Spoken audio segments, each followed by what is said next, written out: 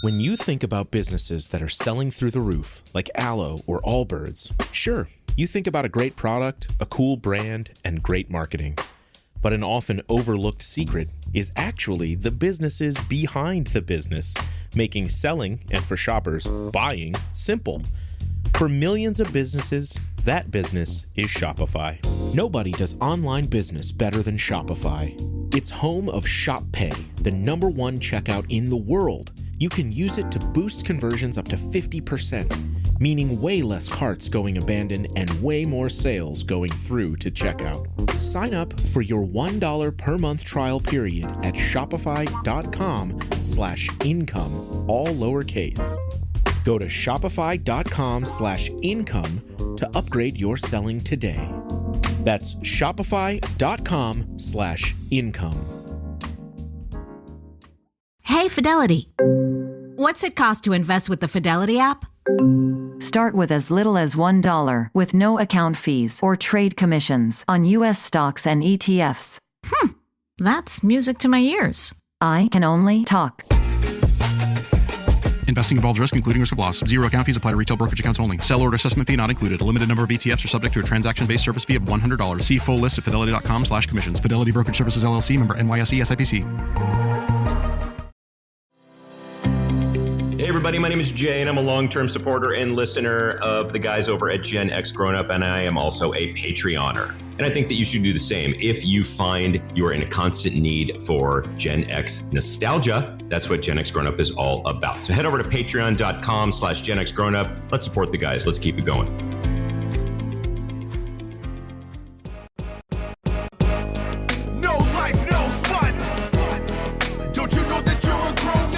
GenXGrownUp is a YouTube channel, website, and audio podcast you're listening to right now. All made for and by people who love exploring media, games, tech, and toys of yesterday and today through the eyes of Gen Xers who refuse to grow up. Your dinner cannot just be french fries. Basically, life sucks as a grown-up. Welcome back, GenXGrownUp podcast listener, to this, the backtrack edition of the GenXGrownUp podcast. I am John. Joining me, as always, of course, my buddy Mo. Hey, man. Hey, how's it going? Of course, it would not be a show without George. How's it going, George? Hey, how's it going, guys? In this episode, we're pouncing into the world of blazing swords, ancient prophecies, I know, and feline warriors. Whether you grew up watching Lion-O lead the charge on Third Earth, or you're just curious about why this 80s classic still roars with fans today, we've got you covered. From Mumm-Ra's spooky transformations to that unforgettable theme song, get ready to revisit the animated world of the ThunderCats. Was that enough puns and kind of turns of phrase in there for you? I heard you laughing at me. One or two more. Squeeze some more in there. Yeah, I'll try next time. I'm sure you're capable. Right? What a disappointment. Just dig through your litter box and we'll see what comes out. Oh, there it is. Rare. There's some claws out with George there. That's terrible. Before we get into that, time for some fourth listener email. I'm staying out of this one. Fourth listener, this time around is Christopher G, who dropped us a line, and the cryptic subject line of his email is podcast. All right, could be anything. Could mean anything. All right, we'll see. It could. Must be about the YouTube channel. That would really be a twist. He says, Christopher here, Gen X from 1973.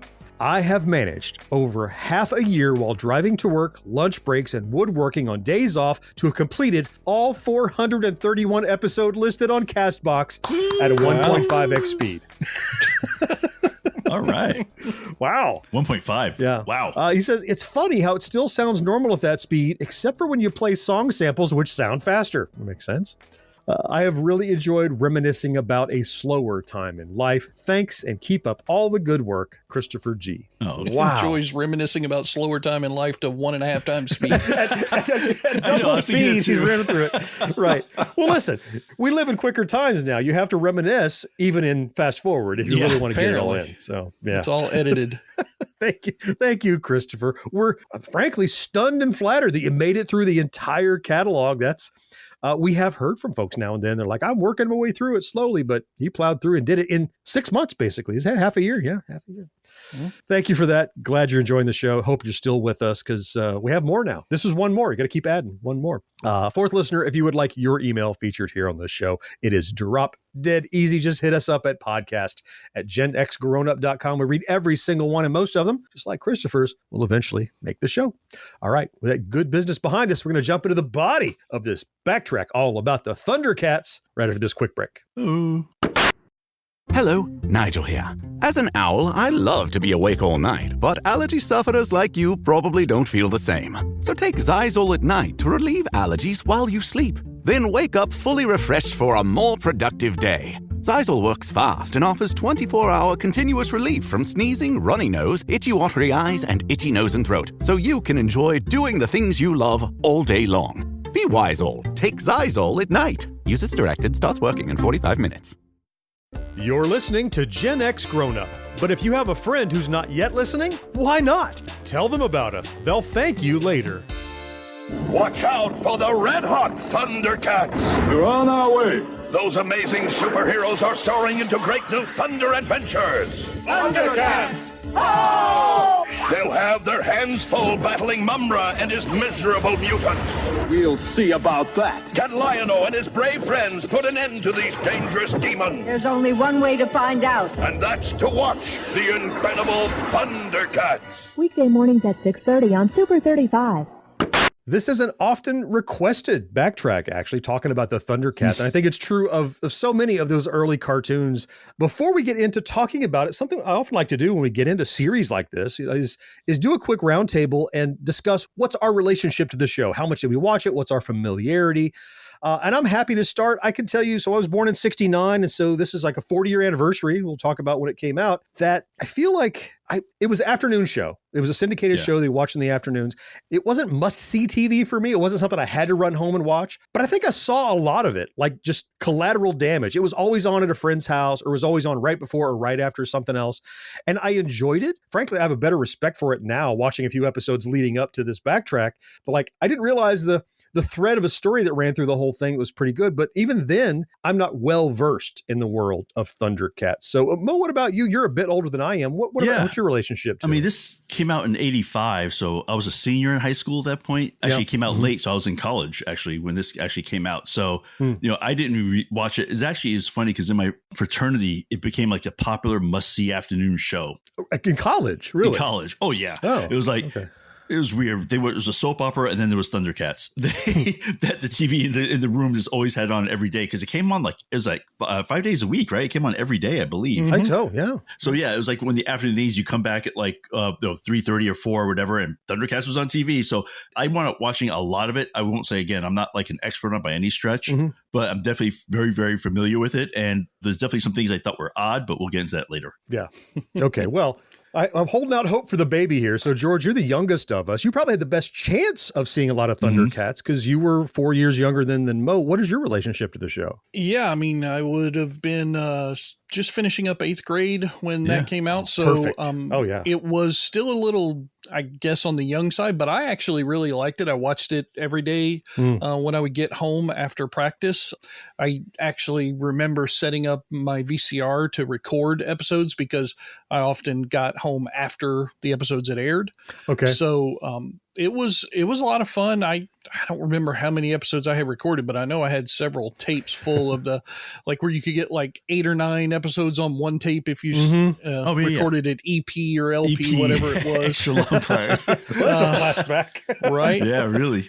But it was a lot of fun. I remember the Origin episode, which I rewatched for this podcast, and I remember a lot of the storylines. I just remember thinking that it felt very much like just a feline version of He-Man. A lot of characters were very similar story arcs, same archetypes. It was, people going to a planet they didn't belong on, and power sword, good and bad, and the sword that meant everything, that had a special power and whatnot. They had their own version of Skeletor, kind of exactly. a little bit. Yeah. And I mean, not unlike a lot of the shows back then. I mean, you had ThunderCats, you had He-Man, you had Silverhawks had a similar motif. A lot of those shows. Yeah.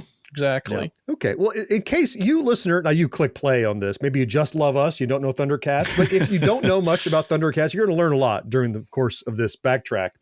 The show, the animated series, obviously follows the adventures of a team of heroes, cat-like humanoid aliens who end up on a planet called Third Earth. I want to talk about Third Earth a little bit later when we get to that part. The plot begins with a dying planet, Thundera, their homeworld, explodes. Like they're in a ship and they're looking at it blow up on the screen, forcing the ThunderCats, who are basically like nobility, like they're the Archduke and King and Prince and whatever of Thundera. So, they save the 1%. Good for you, Thundera, I guess. And they're fleeing their homeworld, looking for a home. And in the course of that, they go into hibernation, land on Third Earth. We can get into all of that. But ThunderCats kind of came along and was able to be created in much the same way, like George was saying a second ago about how, He-Man and Silverhawks and all these came around, but they happened in a time when deregulation was affecting what could be on kids' TV, right, Mo? Oh, yeah. It was funny because basically there was a group called Action for Children's Television, ACT, and they basically said that this show is nothing but a half-hour commercial every day to sell toys, which... Yeah. I'm sure. I mean, I'm not going to say it's not what they wanted to do. And I know that they try to kind of gloss over that or sugarcoat it by saying, oh, no, there's these educational parts and every episode teaches these great qualities and da-da-da-da. Even to the point where I know that they even did like a school syllabus thing where you tell your students to watch this show and talk about the lessons that you learn in it. I mean, they definitely went heavy into it, but I mean, come on, it was a toy sell. That's pretty obvious. Yeah, and it's true that just like with He-Man, I think a lot of mentions of He-Man in here in Masters of the Universe, but just like that, there were little moral lessons in there about, being truthful to your friends and being helpful to people and understanding other cultures. Yeah, loyalty, all that was kind of in there. But ultimately, it was a big toy ad. It was because, and we'll talk in a few segments, there were tons of toys that were created around it, and is because kids get to come home, watch the show, and go, I want that toy. I want a Lion-O. I want a toy from that. Yeah, how they eventually ruled was that they said, no, the show could go on. The only condition is that they couldn't have commercials for their own toys during the show. Yeah, we'll put them in every other show, just not every other show has it. Yeah, the show before and just after, but just not during this show will it be there. It was and it wasn't kind of advertising, but that's okay. But George, you know something about the history, like who created this, right? Yeah. So I did research as we often do for these types of podcasts. And the guy who created it, his name is Ted Wolf, Tobin Wolf, Theodore Wolf. Wolf is the last name, which I always found funny.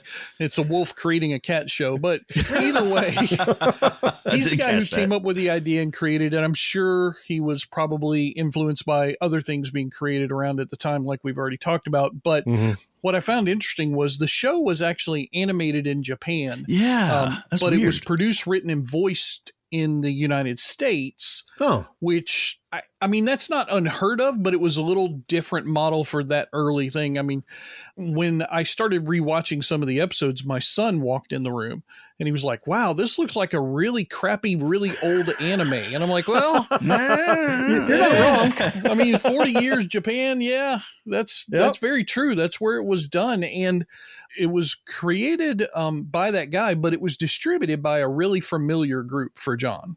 Yeah. So I love my Christmas stop motion animation and all this stuff.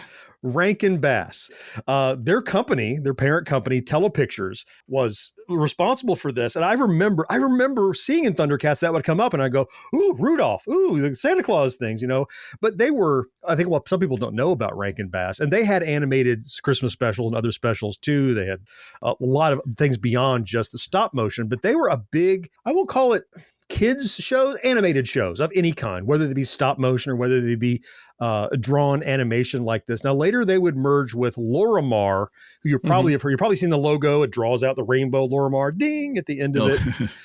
They merged together. That was later in February of '86, but it's one of those, there were like a handful of these animation, or I should say production companies that made animation like that. And Rankin Bass was the one that put out ThunderCats. And it always kind of made me smile when I saw it and go, oh, I know those guys, even though I didn't know them or anything.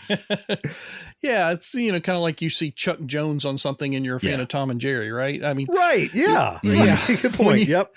When you see that kind of stuff, it's like, oh, that's blah, blah, blah.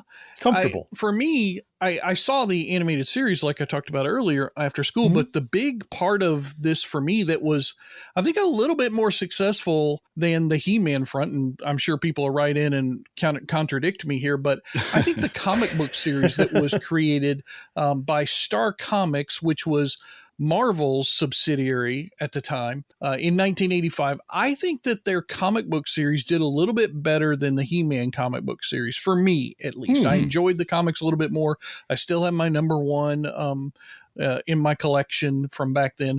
Now, they also published comics with other imprinters later on. DC, through one of their subsidiaries, picked up and did some comics later on. And I think there's even been a third indie publisher. I forget which one that's done some of the more recent comic books, but a lot of these shows depended upon toys, like we've talked about, but we often don't discuss the fact that that wasn't their only entry into the childhood mindset. It was the cartoon, the toys, but also the comic books, which were incredibly popular in the mid 80s. Yeah, I don't remember ever reading the comic books. Were they like, I hate to say this, were they drawn like for kids, or were they drawn more for like the teenagers, which a lot of the comic books were kind of gearing towards those days? So this is the mid 80s. This is basically the Bronze or Copper Age, however you want to call it. There is no delineation between adult and kids comics. All comics are pretty much drawn the same at this point. There's Marvel and DC are the really only two. And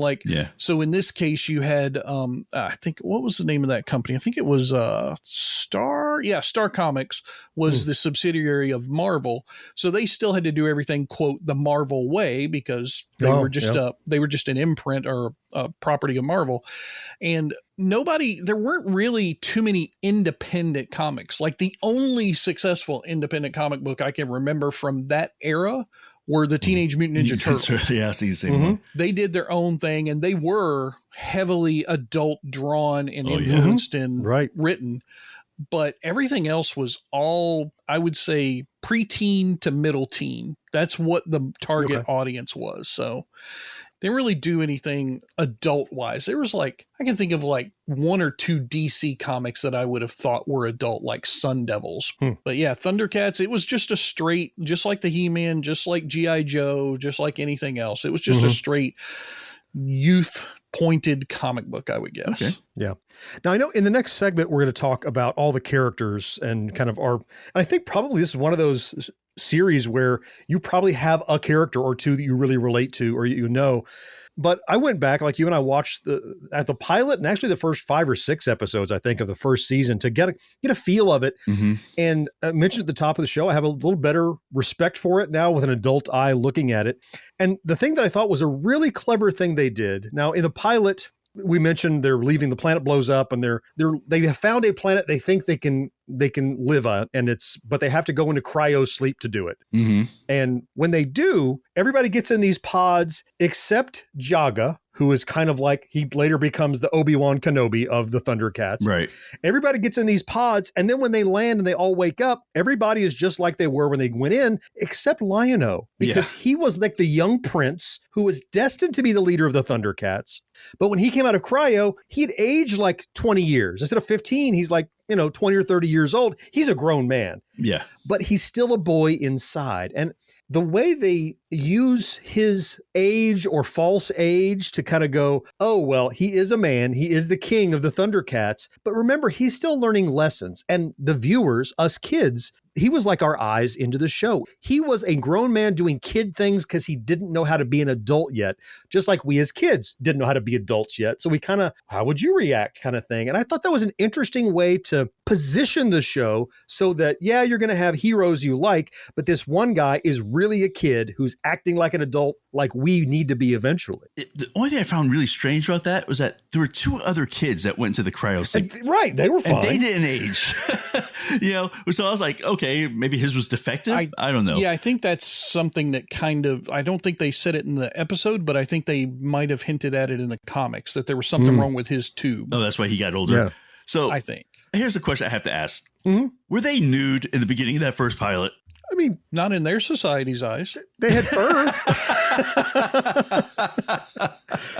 I pictured the Cats movie for a little while ago, a little Uncanny Valley, but why wear clothes if you're a cat? You got fur. You don't need that. But yeah, they did give them clothes so that then in the series they had clothes. That was interesting. Yeah, that was the thing that the leader who had got them all off the planet, he did this magical thing and tossed it to them, and clothes appeared around them, and they got their weapons that they were going to be using, which I was like, okay, so I guess they didn't have weapons previously either. Right. They just clawed each other to death, maybe? Abracawardrobe. And it's like, we're going to give you a weapon based on your particular skills, and you get a javelin. And I was thinking Ninja Turtles, like, because don't the Ninja Turtles, their weapons kind of are mirrors of their personalities, just like bit, yeah, kind of thing. Yeah, so they kind of did that here too. So we're kind of bleeding into talking about the characters. So let's take a quick break, and when we get back, we're going to run through the most notable characters. This is a series that ran for years. Talk about the characters and our memories of them. Stick around. You're the perfect blend of elegance and style, and your ride should be no different. The 2024 Hyundai Sonata Hybrid meets all your needs, from business to brunch and everywhere in between. With head-turning details like a sleek front end, plus stylish interior, and an available 12.3-inch digital instrument cluster and seamless tech integration. Okay, Hyundai. Visit HyundaiUSA.com to learn more about the new 2024 Hyundai Sonata Hybrid. Hey, it's Bill Simmons from the Bill Simmons Podcast. The NBA playoffs are here, and Michelob Ultra is getting you closer to the game than ever with courtside seats and more. Enter now at MichelobUltra.com/courtside. Michelob Ultra Superior Access Courtside 2024 to 2025 sweepstakes. No purchase necessary. Open to U.S. residents 21 or older. Ends on July 1st, 2025. Multiple entry periods. Visit MichelobUltra.com/superior access/courtside for free entry deadlines and official rules. Message and data rates may apply. Void where prohibited. Be sure to subscribe to or follow Gen X Grown Up wherever you listen. And while you're there, rate and review the show too. It helps more than you know. Half human, half animal. Thunder, thunder, thunder, thunder, yes. ThunderCats, Mumm-Ra and Lion-O, each sold separately. I'm Mumm-Ra, want the sword of Gundera. With this secret power ring, battery not included, you can make Lion-O's eyes light up. With Battlematic action, you control their swords. Sword is mine, Lion-O. That's what you think, Mumm-Ra. ThunderCats. ThunderCats, Mumm-Ra and Lion-O with light-up eyes, each sold separately. New from LJN. We have already kind of dabbled in this a little bit, but in this segment, we're going to get into all of the different, there's too many characters to do all, but many of the different primary characters from the Thundercats. And one we already kind of talked about a little bit, though, is Lion-O. Yeah, luckily I got the easy character to start with, so thank you for that, guys. Sure. So Lion-O, I mean, he's the main character, obviously. And like you said, he kind of was the one that the kids are supposed to relate to the most, right? And the one to be the most. I think so. Because, he was still very much a child in his head, or I should say not child, but young, like adolescent in his head. I feel like he was 15 or 16 maybe when he went in. Yeah, it's a feeling I got. But, he gets this amazing Sword of Omens, which can do pretty much whatever they needed to do for that particular episode. Right. Yeah. But the main power is obviously it's kind of like a dagger shaped, and he does this whole thunder, and it just grows to be a huge sword. He can see across distances, and it sends a signal up to wake up everybody. Sight beyond sight. Again, like the whole suspended animation. So he's an adult. So I think they had to do that obviously for him to be the leader, right? I mean, I guess they couldn't think of like having a child as a leader. He was an interesting character. It was just like I said, my head always had that weird kind of, couldn't quite get my head around what he's supposed to be. Like, is he a kid? Is he an adult? Is the other character hitting on him or not? Is he just not seeing that because he's a kid? And is that creepy or not? Is it creepy or not because he is just a child in his head? Yeah. But again, he was one of the main characters. So what about the next one, George? Was it Panthro? Yeah, Panthro. So this was played by Earl Hyman. Now, you guys might recognize him. He was Cliff Huxtable's father character on the Cosby Show. So he was the grandfather to the kids. But it's the same guy. He did the voice for this. I always associated him I'm going to draw a lot of parallels with He-Man, but this was like this show's Man-at-Arms kind of character. Oh, right. So Yes. Basically like the mentor, the conscience, the guide to the lead character who would sometimes want to go off emotionally, half cocked, so to speak. And Lion-O, like you said, yes, he was a kid in an adult's body. I think that was done on purpose. Now, I know it felt weird to you guys because you were a little bit older, but me being a little bit younger, I think it helps the younger person put themselves in the place of the hero, because I could definitely see that. It's a young character to start who becomes this big, bold hero. What kid watching that show doesn't want to be that? And that's what I think the Lion-O character was supposed to represent, but he needs a mentor. A character that we're going to talk about a little bit later that we kind of mentioned earlier has already died on the trip, who can't be that character. So Panthro kind of jumps in and takes over that role. quite a bit. And I mean, there's a whole group in this inner circle. They were all essentially the ruling class on their home planet. And they even talk about that a little bit in the first episode. You know, he brought all these people out that were basically members of the government kind of entity there. Yeah. I always thought it was amazing how, you know, it seems like they land on this planet that doesn't have a lot of technology, but he manages to build pretty much whatever he needs just by taking apart their ship for the most part. Yeah. He's man at arms. That's what his whole thing is. It's a Gilligan's Island. You're just tearing apart the minnow to create your entire civilization. Yeah. Well, it's probably the third primary character. Well, there's about four primary characters, I guess, but Tigra was played by Peter Newman, or voiced by Peter Newman, I should say. And he's actually, I guess if Lion-O had not grown older and ready to take command, Tigra was the second in command. He was basically the right-hand man to Lion-O. And whereas Panthro was the muscle and the warrior and the conscience, Tigra, who basically we didn't mention, Lion-O looks like a lion, Panthro looks like a panther, Tigra looks like a tiger. What a coincidence! It's kind of anthropomorphic tiger, you know, these cats. Where Panthro is more of the military guy and the engineer, Tigra is he's like a scientist. He's an architect. More about stealth, you know, because Panthro is like big. He's a beefy guy, and Tiger is a little bit smaller, and he uses his brain a little more. And probably, maybe even before Lion-O, I always associated most with Tigra. I liked him because I didn't want to fight either. I was the nerdy dork, and I would much rather use my brain to figure stuff out. And I thought he was just really cool. And plus, Tiger Stripes look awesome too. So he was probably the character that I most empathized with and thought about and wanted to see. When it wasn't a scene, I'm like, where's Tigra? Where's Tigra? He was the one that I wanted to see. Now, there was the three main guys, but there was one grown female character, right, Mo? Oh, yeah. That was Chitara, which, again, by name, Cheetah, you know, so again, major coincidence that their planet named them like that. But it was voiced by Lynn Lipton, who I guess she actually did a whole bunch of voice acting back then. But yeah, all these guys did. Yeah. And her character, again, as being the only adult female. And again, this is the 80s, mid 80s. So she was definitely like the voice of reason, right? She was like the one that always said, because one of her powers that she also had like precognition, that she could kind of see how things were going to happen. And so she was always one that kind of pulled them back a little bit and calmed them down. Although, you know, she did have that staff, and she was, you know, pretty much a badass when they fought. And it seems like the later series, they actually made her more so that warrior type. They kind of, I guess, got away from the more, I don't know what you call it, ethereal mental kind of character, more of a physical character. But again, she was there. Yeah, she had super speed. She could tell when danger. I forget what other powers we had, but again, she was like the one that may or may not had a fling with Lion-O. We're not sure. So she flirted with him. Yeah, I think in the comic books, he actually did get married or something. I'm not sure to who, but maybe George, you know better than me. Yeah, I don't remember that part. Oh, maybe it's best we don't know about that part. Really. It's still creepy. He's still a little kid.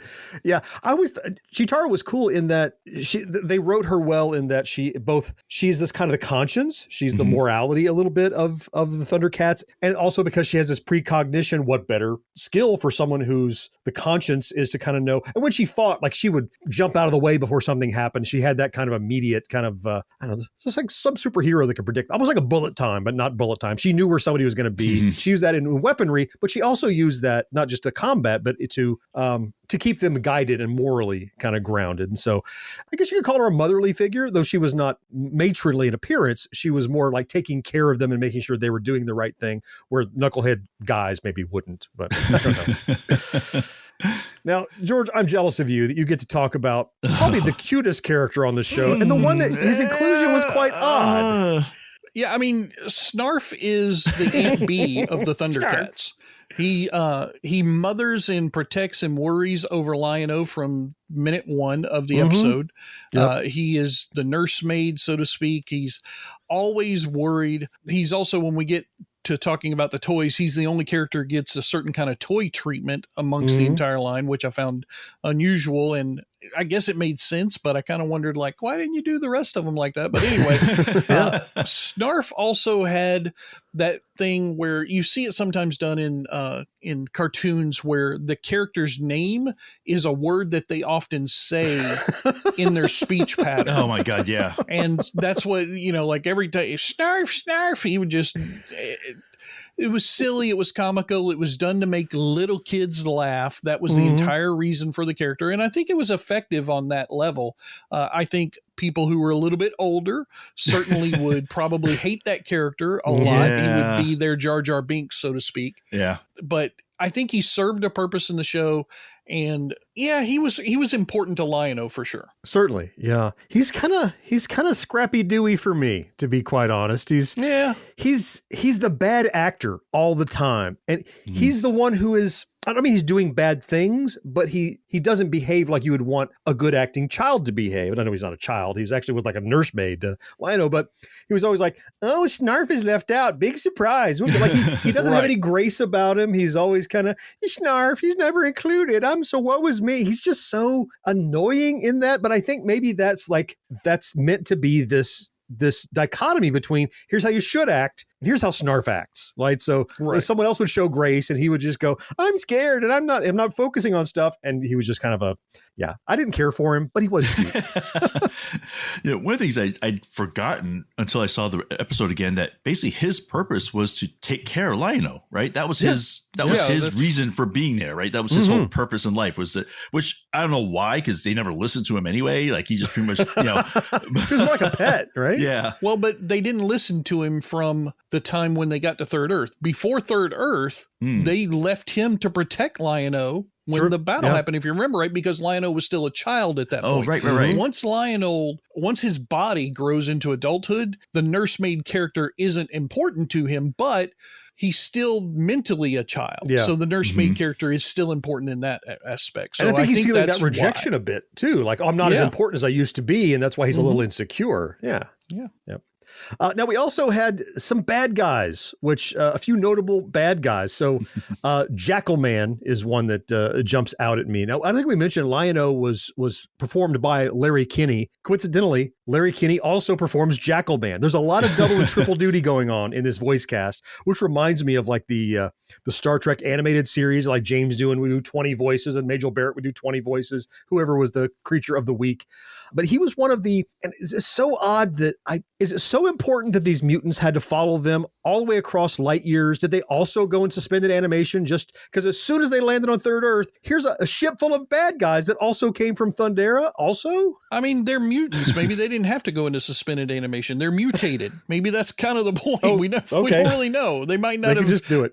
Been subject to age. They might have just been like set in that one time frame evil the whole time. I think you have to give the good guys somebody to fight against. Sure. Yeah, if you're not going to give them the environment like you do in Thundar the Barbarian, you're going to have to give them the evil nemesis. And Jackalman is one of the first ones we see. I don't think he's a terribly important character, but he is one of the, I would say Slither. What's his Slithero, I think? Yeah, he was Slide, more Slither. important Yeah, than he's Jackalman. kind of a Slide, froggy, snaky guy. Yeah. It was part of it was like a Three Stooges of bad guys. Exactly. Different ones. And Jackalman's the one that just resonated with me. I thought about that. Yeah. Well, but really, the main bad guy did not come from Thundera. The main bad guy was actually a resident of Third Earth, and he gets immediately involved in this interchange. Oh, yeah. That was Mumm-Ra. Or Mumm-Ra. I'm never sure how you just use the hyphen in there. Voiced by Earl Hammond. And it was an interesting choice for a villain, because they basically made a villain that they can never really beat easily because he was immortal. I mean, that was part of his gig, that, even if they killed him, he would come back in the pyramid. Like eventually his body would come back. You get the impression, I think I heard somewhere that he might have been like the only actual human on the show, like originally, because he was like originally a person at some point. He's some kind of mummy, clearly. Yeah. But again, they made like, definitely he was the big bad. It seemed like anything bad that happened somehow was around him somehow. He was their Skeletor, right? Everything somehow, he was involved in one way or the other. He had like immortal, like he had mystical powers, and he also seemed to be able to kind of bring like the mutants and all these other people together to kind of try to plot and plan. And what I thought it was really interesting, and I remember this very well, is that he was this shriveled old, he basically was a mummy. He was a Curse of the Mummy, right? But he summoned whatever this arcane power, and he could morph into lots of things. Yeah. He could just be whatever the hell he wanted to be. He could be a giant beast, or he could be a swarm of locusts, or he could be whatever. but they all kind of, so early on at least, many of the things he were things you already associate with mummies from mummy movies, those scarabs and stuff like that. So yeah, whatever he was, you beat that, he just scampers out with his tail between his legs back and regenerates, and next episode, he's back being some other asshole. Yeah, it was also interesting. He seemed to actually have access to technology and stuff that wasn't really readily available to everybody else. He pulled in all sorts of stuff. It was an interesting kind of conglomeration of magic and technology and all this other stuff that he would do. Yeah. Yeah. And if he is the ultimate bad guy, probably the ultimate good guy on this was the guy who you thought you'd seen the end of in the pilot, but he kind of got to keep on coming back. Yeah, you're talking about Jaga, the Jaguar leader guy, who was really basically the Obi-Wan Kenobi Force Ghost of ThunderCats. He was. He just keeps coming back, and he's even got the blue glow around him and everything. I half expected him to pull out a lightsaber and get sued into non-existence by George Lucas at some point. So Jaga is the guy who we talked about earlier. He gets all of the leadership clan off of the planet, sets them on their way.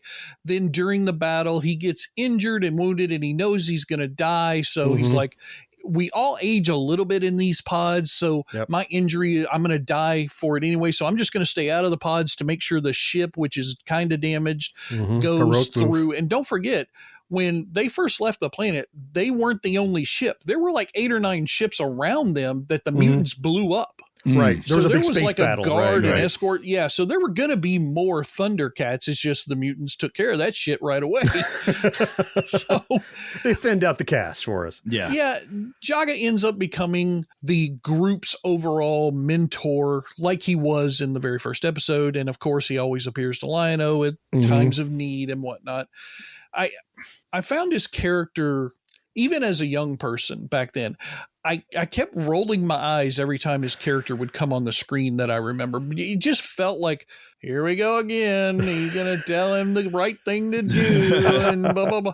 And even as a precocious, 14, 15-year-old, I just wanted sometimes Lion-O to just go off the fucking hinges and start killing everybody with the sword and stuff. Get out of my head, Jaga.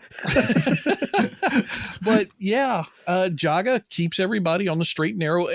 It's kind of funny. We've talked about somebody being the voice of reason with every single one of the characters. Tigra, Chitara, Panthro, all of those characters had that. You start to realize that it's because Lion-O is the child who's unpredictable and is the most susceptible to just doing stuff on the whim, off the cuff, emotional kind of reactions. All of these other characters are there to kind of rein him in, so to speak, to help him grow to maturity. Yeah, they're all raising him, basically. They are, collectively. Yeah, and Snarf is not happy about it, frankly. I thought it was interesting that both Jaga, who's kind of like the Obi-Wan, and then Mumm-Ra, who is the bad guy, voiced by the same guy. Oh, yeah. Sure. Speaking of voiced by the same character, we also had 2 minor characters that they were basically there to get in trouble and have to be saved a lot. So they had 2 kids. They were actually siblings, brother and sister, called Wily Kit and Wily Cat. They were voiced by Lynn Lipton and Peter Newman, again, doing double duty. And they were just, I guess they were they children of any of the cats we knew? I don't think so. Clarified that. They were just kids that also part of the royalty. I feel like they were around the palace as Lion-O's friends. He was a kid too, so they were like his buddies. Maybe they had some royal blood in them, but they never really allude to it that I can remember. Yeah, I think they were just always there to let Lion-O hold on to his childhood a little bit because they didn't from a story age. Structure. That's why they were there. Right. You're saying, yeah. They stayed that youth group, and like you said, they always got in trouble. They always needed to be rescued. They always, Mumm-Ra tying them up or whatever. Yeah. So. That's really, they're a plot device. That's really all they are. They're not even a good plot device to say the Wonder Twins from Super Friends. Right.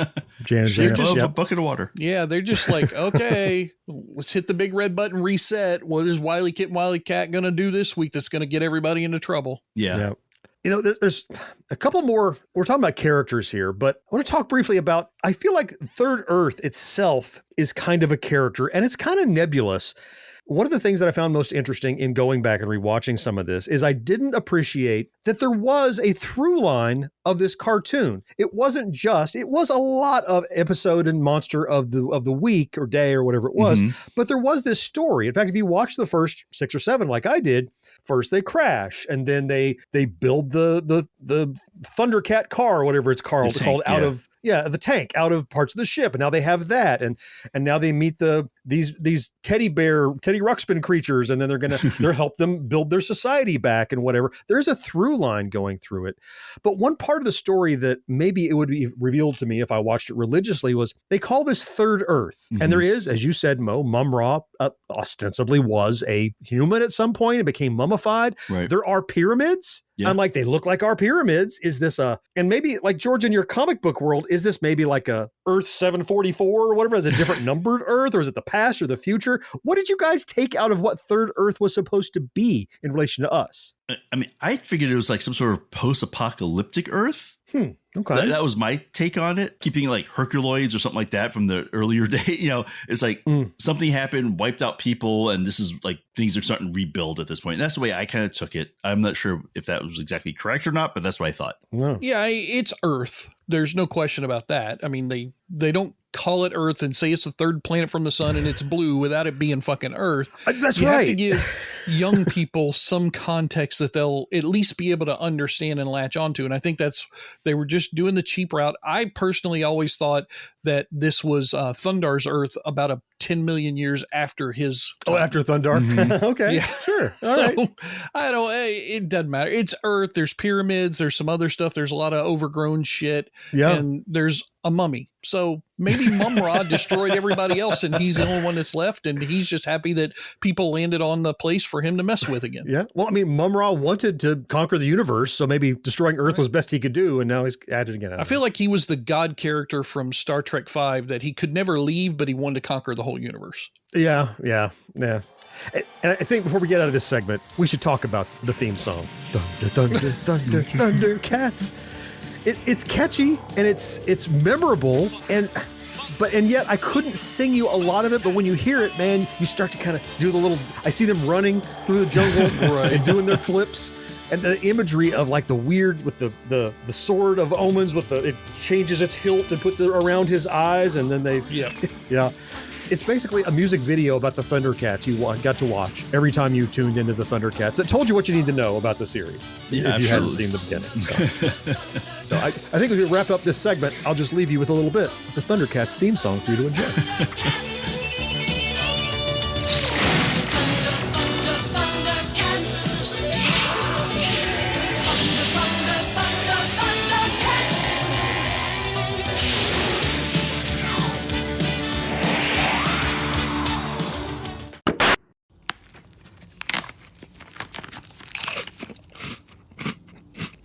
Uh-oh. The last cookie. You can get a new box of cookies in as fast as an hour with Walmart Express Delivery. Are you my guilty self-conscience? No, I'm the voice offering you promo code EXPRESS for free delivery on your first order. Hey, who ate my cookies? You mean, these cookies? Order now. Welcome to your Walmart. Promotion valid for first express delivery order. $50 minimum subject to availability. Restrictions apply. That's your money saying it's time for a McDonald's run. Because with new McValue at McDonald's, you get more than you expect. Like buy a 6-piece McNuggets and add a McChicken for just $1. Your money says let's go. Get more than you expect with new McValue. Prices and participation may vary. Valid for item of equal or lesser value.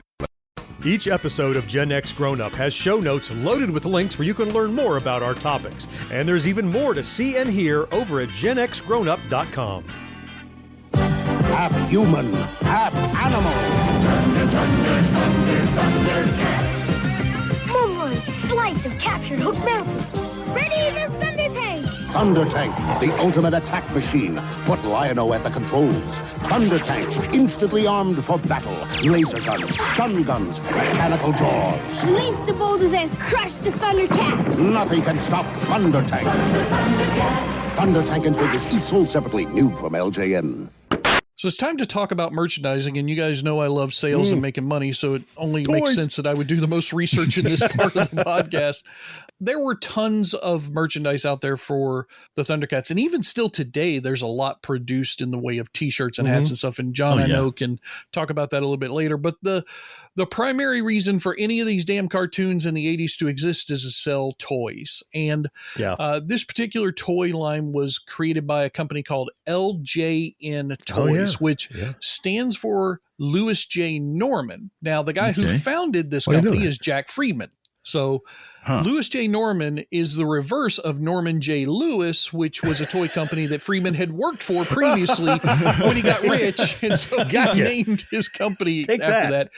Yeah, they did a lot of different stuff. They worked with Nintendo for a while. They did some Gremlin stuff, Indiana Jones, Terminator, Dune. They did a whole bunch of different stuff. I remember LJN. Yeah, well, they had that really interesting logo that I really liked. You talked about the Lorimar logo of the rainbow letters and everything. Yeah. LJN was their initials with the rainbow coming out from left to right in a semicircle. Yeah. But yeah, they were around from 1970 to 1995. So they had this franchise for quite a while, and they did 3 series of toys for this 4-year comic or cartoon rather that was on TV. The first series came out and it had 8 figures in it. Now, the 8 figures in that series is called the 8-back series because on the back of the card there were the 8 pictures of the different characters. Lion-O, Tigra, Panthro, Chitara, Mumm-Ra, Slythe, Monkanen, Jackalman, John's character. And those were the main characters. They also came out with some vehicles in that series. So they had a Thunder Tank, right? Because you got to have a Thunder Tank. Yeah, a Thunder Tank. Yeah. Right? Sky Cutter, because cats got to fly. A Nose Diver, which I think was the bad guy's ship. Then they had what they list as other toys. They had one called the Astral Moat Monster. Huh? I don't remember where this was at, but I want to see that episode of whatever that Astral Moat Monster was in. I want to go find out that episode. It looks like basically a blue and pink Godzilla with primary blue as the main color. Oh, you got Mo's attention. Right? They did also have the Sword of Omens, which, that's kind of a no-brainer. It's a bigger sword. It's not like a little toy one for the figures to hold, though. It's like one for a kid to wield. Yeah. That you could look through. I remember a friend of mine had it. You could look through the hilt. Right, the hilt was curved Although I didn't get sight beyond sight. I just... But I think the notable item from Series 1, and this is something that we talked about in a recent podcast when we talked about kids' transportation, they had a big wheel for the Thundercats. Specific. Really? Yeah. They had a big wheel pedal bike. It had like the red and the gray and the blue inside the tire wheel. And it's a very interesting character. Of course, on the very front of it, it has a lion head shooting off of the handlebars. Yeah. Sure. So very cool stuff. They had a lot of neat ones. I guess nobody here owned one, I'm assuming. No. Not that. I remember playing with the sword though, because if I remember right, I think certainly one at one point I saw lit up, like the center, the little eye would light up. There's a little battery in it. Right. And you remember in the cartoon, it always looked weird because he'd whip out the sword as a little teensy dagger until he hi-yachted it and made it super long. But I think it like extended, like it had like a collapsible, like an old lightsaber would do, the slightly smaller interiors, and you could make it extend it and make it longer. Never had the big wheel though. That's pretty cool. Yeah, they had a lot of cool stuff in there. Yeah. So just out of curiosity, I was wondering like what a original Lion-O figure would go for today. One of these 8-backs? Yeah. In good condition, like mint condition. Just what do you think someone would pay for that? Given that they did a limited run on these things, it was the first series. It's 8-back, and it's the only series with 8 backs because the next series have different backs. I'm going to guess in mint condition, $1,200. Wow. I was going to go like $250. Try 12,000. What? Oh, wow. Well, 250 is I got right the out. 12 part right. Yeah. 250 wouldn't cover the shipping. That's what somebody on eBay right now is selling it for that much money. So let's assume he doesn't even get that much, but even 10. If he's selling it for 12, he's probably hoping for 10. But that's kind of crazy, isn't it? Yeah. Well, I mean, there you go. just to put a little bit of extra in there in case you're looking to buy that one for $12,000, John, they did come with a fold-out mini catalog that had all the toys on it, and I know you love that from all your My Arcade stuff. That's right. Yeah. Well, So I like to check off what I gets you want. a catalog of these toys. Well, then I would need the other 7 is my problem, and I can't afford that. John, if you buy this for $12,000 and open it, I will hit you. Don't worry, you're in zero danger of me buying that for $12,000. So rest assured. Well, they did come out with a couple of more series, so we'll just run through those real quick. They had a series 2, which had the same main figures, but then it expanded on it. So it's got the Lion-O through Chitara line, but then on the hero side, it also added Tuska Warrior, Hachiman, and Snowman of Hook Mountain, which is basically a gorilla. Mm-hmm. The villains got a Mumm-Ra, Slythe, Monkey Man, Jackal Man, the main guys, but then it got He's a Yeti, man. Rataro, He's a Bigfoot, Groon the Destroyer, and Vulture Man. Because you got to have Vulture Man, right? They just kept introducing these anthropomorphic animals again into the series. Yeah. They would just base it on some animals. Like, what do we need? We need a bad guy. We haven't done Lizard yet. Lizard Man. They would just make one. Gecko Man. Yep, Gecko Man. So if you can, you can do the numbers on everything, but essentially there were 14 of the main characters. So it's called a 14 back. Okay. In this case for series 2.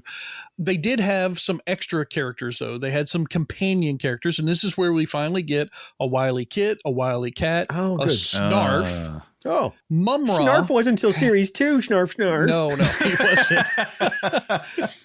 Mumm-Ra had a Mom-Mutt, which is a devil dog. He's like a bulldog with like a spiked red collar. Really weird looking character. They also introduced a line of berserkers, and I'm assuming berserkers are bad guys. I don't remember from the show, but Hammerhead, Cruncher, Top Spinner, and Ram Bam. Those are characters made to be toys, period. Right? Right. When the other ones are like, we need a bad guy, let's make up an animal. This one was like, well, we need a toy. What kind of toy you want to make? Something that rams? Ram Man. Done. There we go.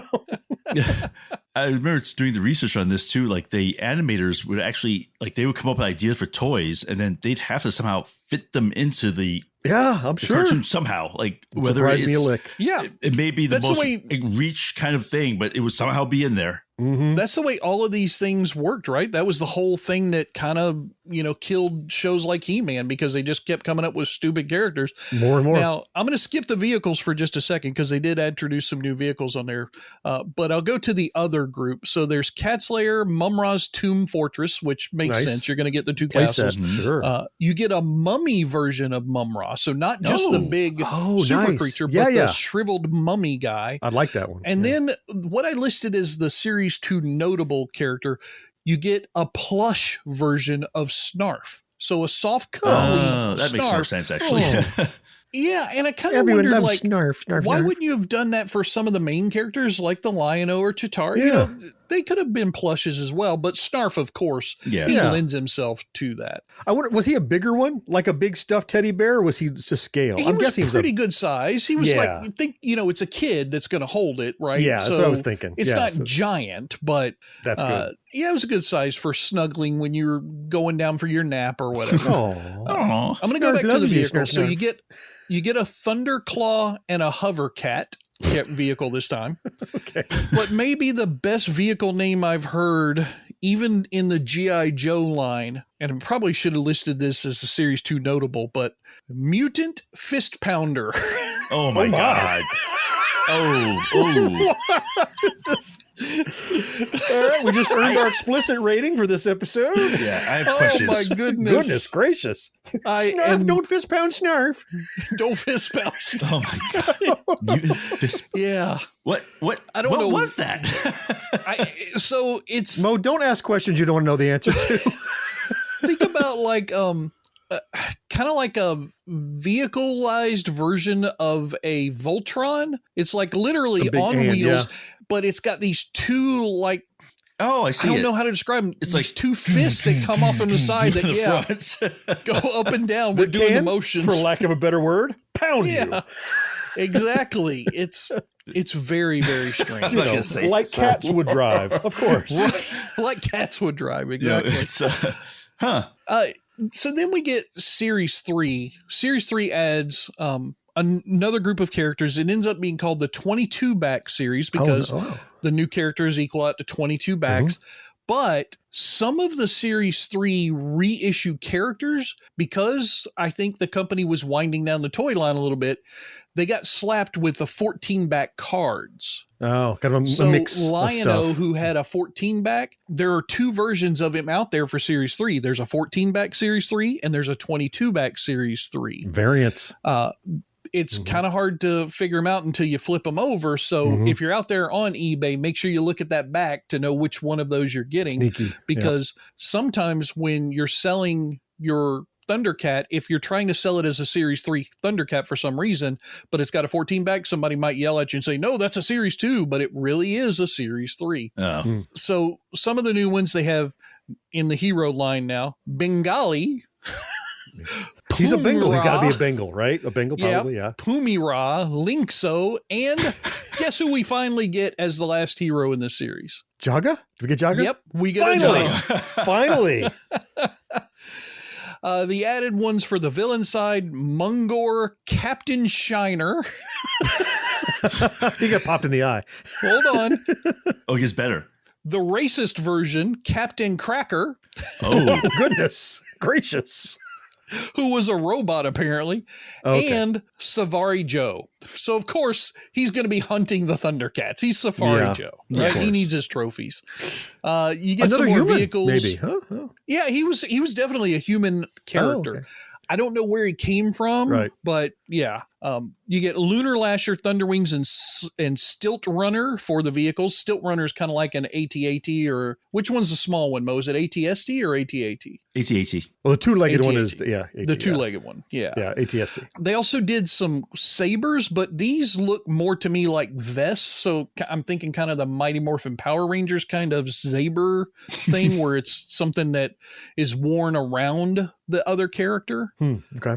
Like a chest protector kind of thing. And then the others, you get a Thunderwings Lion-O, you get a Luna Lasher Mumm-Ra, which I don't know, Mumm-Ra switched genders and grew eyelash. There's 2 characters. There's 2 characters. Okay, fair enough. Okay. Stinger, Driller, and I don't want to say this one either. What is it? Tongue-Asaurus. What the? You know, I'm looking this one up. It's the battle for the ages. Fist Pounder versus Tongosaurus. Oh my god. Yeah. Snarf doesn't want to watch Snarf. Oh my god, look at a picture of it. Oh jeez.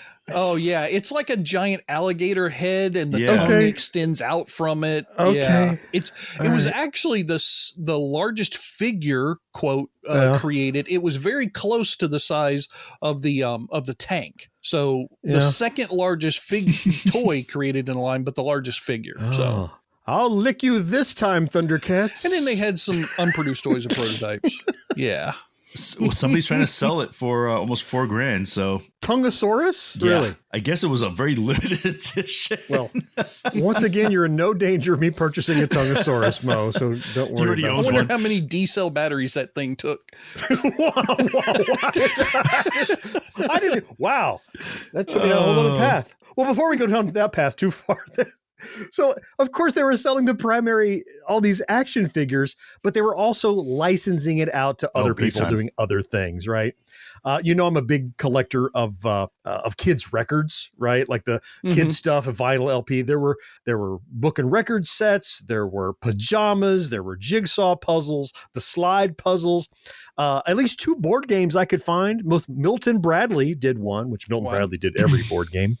There was another one by a company called Peter Pan Playthings. I never heard of them, but I looked at the board game, and it has like a spinner, like you're trying to align the characters. Like on each level of the spinner, there's a different picture, like you're lining up the head and the torso and the legs to kind of mix and match the characers. It was hard to see in this little picture, but color forms, of course. I remember my cousin had the ThunderCats, the color forms. The static cling on the board things.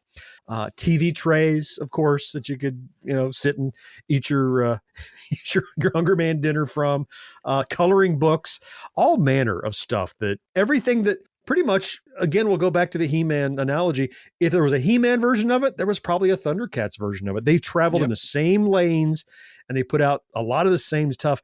And to this day, as you said, they still make stuff. Yeah. You can still go back and find a lot of that stuff. When I'm at conventions, you're walking through the aisles and you see ThunderCat everything and fan-made ThunderCat stuff. They just continue to be popular, just like they were then. I think I see more ThunderCat t-shirts than I do He-Man t-shirts. I think their logo Maybe just so. looks better. Yeah. Well, the ThunderCats are just so damn cool. They're cats. Yeah. They're panthers and tigers.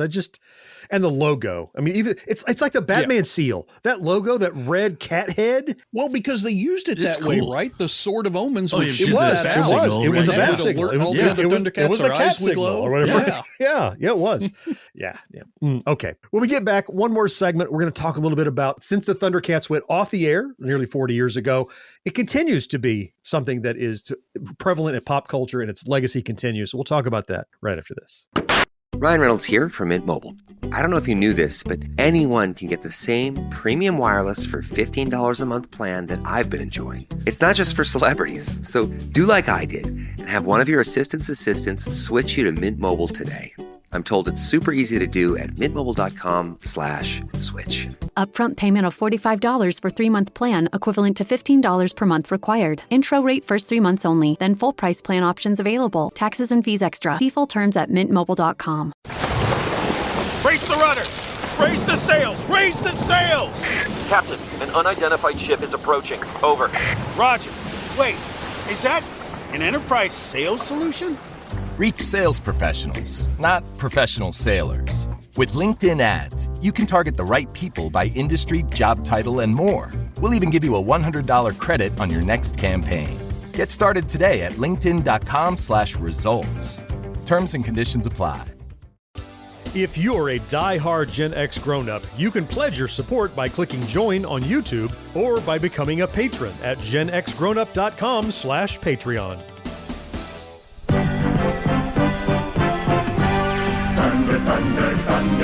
Introducing the evil mutant warriors, Ratero, Vulture-Man, Groom the Destroyer, battle against Lion-O and the new ThunderCat allies, Hatchet-Man, Snowman, Tusker Warrior. The battle is on for the Sword of Omens. ThunderCats. Figures and vehicles each sold separately from LJN. So when you think of ThunderCats, I did not realize this. I mean, I knew it ran for a long time. It was 4 seasons, but they had 130 episodes in the original run. Because it ran daily, probably, right? Yeah, that's a lot of that first season, the first season had the majority of it. Mm-hmm. Yeah. But then again, like they had a couple of revivals, but even with those, though, I mean, it just blows my mind, like 130 episodes, because I know you have to have a certain number to go syndicated, right? You have to have was it 26 or 50 something to even go syndication. I think it's 2 seasons, 50 something, maybe usually. But they went well beyond that and kept going. Again, I was surprised how long it went. That's right. Well, there was the 2 revivals that you mentioned. There was one in 2011, and that was a series just called ThunderCats. They were initially going to have a 52 episode long first season, but after 26, got the axe, got canceled after season 1. And then they had a second revival called ThunderCats Roar. Same fate. It was on Cartoon Network in 2020. Have you ever seen it? It's very, very Cartoon Network and cartoony. Like rather than being human figures, they're like, think Powerpuff Girls. Like they're very squat. It's a very different thing. Very cartoony. It's more comedic. The premise is similar to the original. They escape Thundera, blah, blah, blah, blah, blah. All the villains and everything, but only 1 season and then it got canceled. So that was it. It was funny that, of course, Family Guy did a episode where they had ThunderCats on it. They had Chitara. Oh, sure. Why not? And they got the original voice actress to do it. Really? Oh, nice. Oh, good. Get them a paycheck. There you go. Yeah, that's what I'm saying. That was pretty cool. There was also, they did a video game on ThunderCats. They were trying to hit all the kid marketing areas. Yeah. It was called ThunderCats Lost Eye of Thundera. Makes sense, right? Published in 87, so during the main series run. Yeah. Okay. Amstrad, CPC, Commodore 64, ZX Spectrum, Atari ST, John, Amiga, Ooh. which I don't know how you and I didn't find a pirated pirated copy of this thing when we were I don't remember ever seeing it. Yeah. How cool is that? I have no idea. I know. I got to go find one now to emulate it and see how it does. I'm sure it's easy to find, right? You can probably play it in a browser these days, most likely somewhere. They also had this tabletop game called ThunderCats. Was like the Zombified franchise. I'm not that familiar with it. But Zombicide. Zombicide, yeah. It came out in huge 2022, and they had like these 3 special boxes that let you play as ThunderCats as well as some of the mutants and heroes in it, which again, it just kind of shows that there obviously had to be a market. Otherwise they would not have bothered, right? There has to be a huge interest in a game from 2022 to even think about doing that for nostalgia. I know if I played that game, I totally would have bought it. Mm-hmm. Yeah. All right. Hey, we could continue to talk about ThunderCats. We could dive into individual episodes. We're not the ThunderCats podcast, but there's plenty to see, and it's easily viewable still today. Before I let you guys go, I'm going to put you under the gun. Favorite character in the ThunderCats universe? Mo, go. Oh, geez. Probably had to be Panthro just because he built crap. Okay. And I just thought that was cool. You know, like I said, the rest of them, like Lion-O, I'm like, whatever. But he was the one that seemed like got stuff done. So that's why I always liked him as a character. Okay. Yeah, I kind of hinted. Mine was kind of Tigra. He was the scientist. He was kind of, I kind of liked him. And he just looked cool because he was a cat. He reminded me of Tony the Tiger. I liked him a lot. George, how about you? I got to go with Tongosaurus, man. That's not a character. They made a damn figure. That's an accessory. That's a hell of an accessory. I want to know how many D cells. I'm still looking for that. Oh my goodness. You better have a Battery of the Month Club at Radio Shack. Right? I mean, I would say Panthro. Like I said earlier, he was voiced by somebody, and the Cosby Show later on, whatnot. I don't know if I would have even associated that at that age, but his voice, I just really like the deep, rich very tones, warm, very and rich.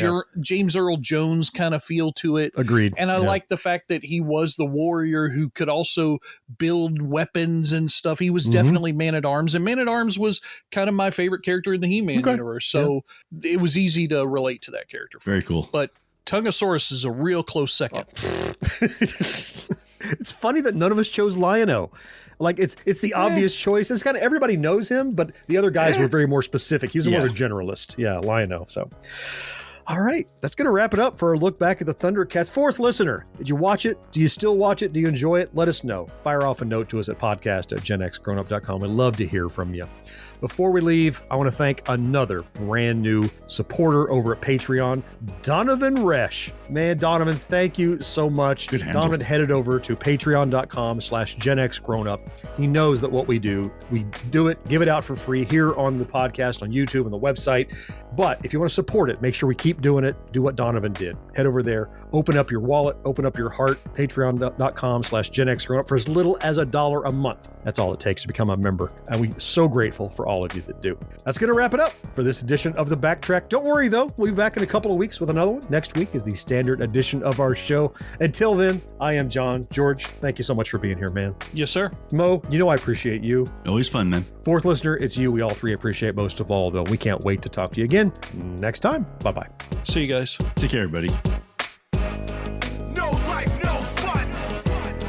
Don't you know that you're a grown-up?